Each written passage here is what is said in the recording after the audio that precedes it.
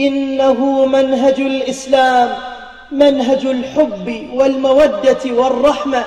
لو طبقناه عمليا لرأينا الجنة في دنيانا قبل الآخرة، ولساد الأمن والأمان، ولكانت بيوتنا جنان. قال علي أمير المؤمنين صلوات الله عليه يصف علاقته بالزهراء عليها السلام: فوالله ما أغضبتها ولا أكرهتها على أمر حتى قبضها الله عز وجل، ولا أغضبتني ولا عصت لي أمرا، ولقد كنت أنظر إليها فتنكشف عني الهموم والأحزان. هذا هو حال من طبق منهج الإسلام، فقد كان أسعد زوجين.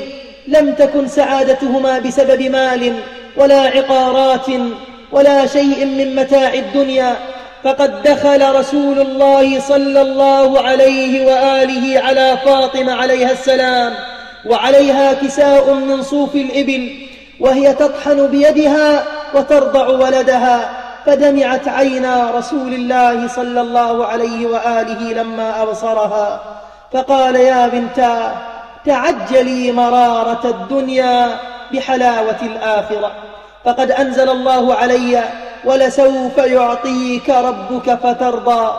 فكيف إذا كان بيتهما جنة؟ إنه الحب في الله والتعاون على البر والتقوى.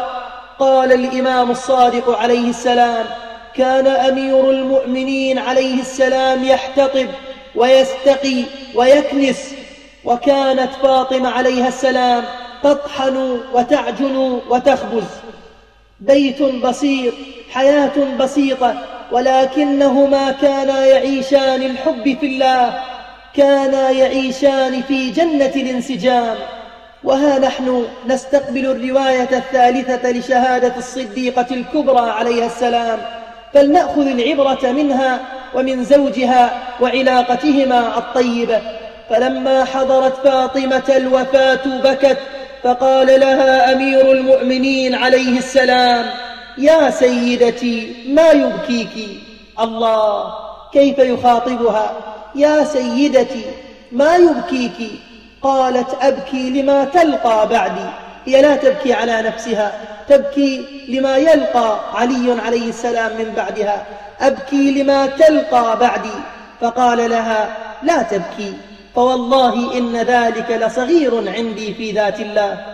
ولما توفيت جلس عند جسدها الشريف ونادى عليه السلام: نفسي على زفراتها محبوسة، يا ليتها خرجت مع الزفرات، لا خير بعدك في الحياة، وإنما أبكي مخافة أن تطول حياتي. وجلس عليه السلام عند قبرها وأنشأ قائلا: حبيب ليس يعدله حبيب، وما لسواه في قلبي نصيب، حبيب غاب عن عيني وجسمي، وعن قلبي حبيبي لا يغيب. إنه الحب في الله.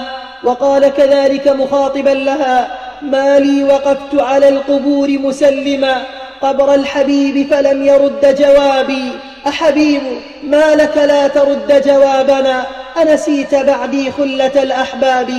وأجاب نفسه عليه السلام بلوعة وحزن وحنين، قال الحبيب: وكيف لي بجوابكم وأنا رهين جنادل وترابي، أكل التراب محاسني فنسيتكم، وحجبت عن أهلي وعن أترابي، فعليكم مني السلام، تقطعت عني وعنكم خلة الأحباب.